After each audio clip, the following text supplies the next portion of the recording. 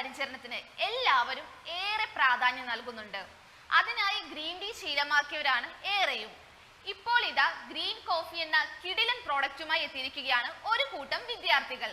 Kalamassery Laureus institute four ലോജിസ്റ്റിക്സിലെ വിദ്യാർത്ഥികളാണ് പ്രോജക്റ്റിന്റെ ഭാഗമായി ലോറസ് നേച്ചേഴ്സ് ഗ്രീൻ കോഫി അവതരിപ്പിച്ചത്.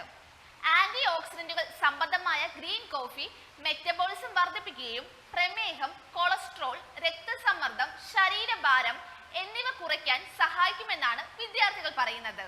ഗ്രീൻ ടീ നമുക്ക് സുപരിചിതമാണെങ്കിലും ഗ്രീൻ കോഫി എന്ന ആശയം പ്രാവർത്തികമാക്കാൻ വിദ്യാർത്ഥികൾ നേരിട്ട പ്രതിസന്ധികൾ ചെറുതല്ല.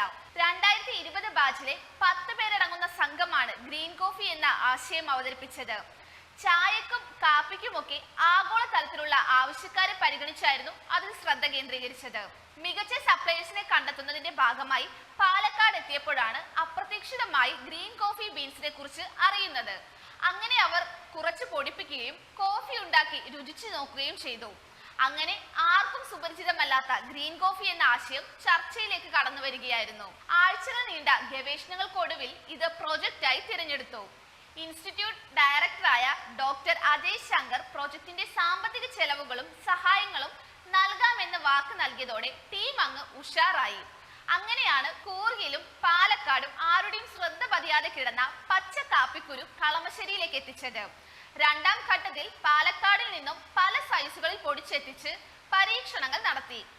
എത്ര മാസത്തോളം കേടുകൂടാതെ ഇരിക്കുമെന്ന് ലബോറട്ടറികളിൽ പരിശോധിച്ച് ഉറപ്പുവരുത്തി.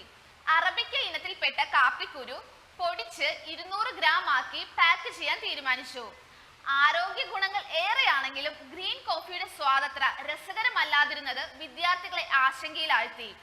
പിന്നീട് ഓരോരുത്തരെയും നേരിട്ട് കണ്ട് ഗ്രീൻ കോഫിയെ കുറിച്ച് പറഞ്ഞു നൽകി ബോധവൽക്കരണത്തിലൂടെ സമയമെടുത്ത് ഉപഭോക്താക്കളെ കണ്ടെത്തി. 2 പാക്കറ്റെങ്കിലും ഉപയോഗിച്ച് ഗ്രീൻ കോഫിയുടെ ഗുണങ്ങൾ ലഭിച്ചു തുടങ്ങിയതോടെ അവർ വീണ്ടും വാങ്ങാൻ തയ്യാറാകുന്നത് വിദ്യാർത്ഥികൾക്ക് പ്രചോദനമായി. പല ഗവേഷണങ്ങളിലൂടെ ഇനിയും ലോറസ് നേച്ചേഴ്സ് കോഫി മെച്ചപ്പെടുത്താനുള്ള ശ്രമത്തിലാണ് വിദ്യാർത്ഥികൾ. You are watching India's first NGO television, Malanadu TV India.